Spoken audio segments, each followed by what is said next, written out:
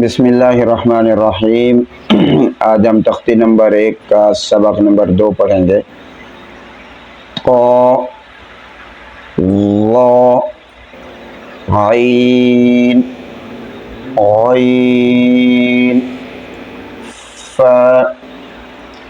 क़ाफ़ काफ़ लाम मीम नून वाव हा हमज़ा या।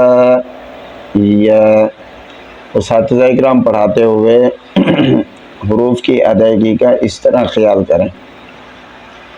तो आइंदा सबक में इंशाअल्लाह हम बताएंगे कि पढ़ाते हुए क्या क्या हमसे गलतियां होती हैं। अल्लाह पाक से दुआ है कि अल्लाह रब्बुल इज़्ज़त हमें इस तरह बच्चों को कायदा पढ़ाने की तौफीक अता फरमाए और आगे भी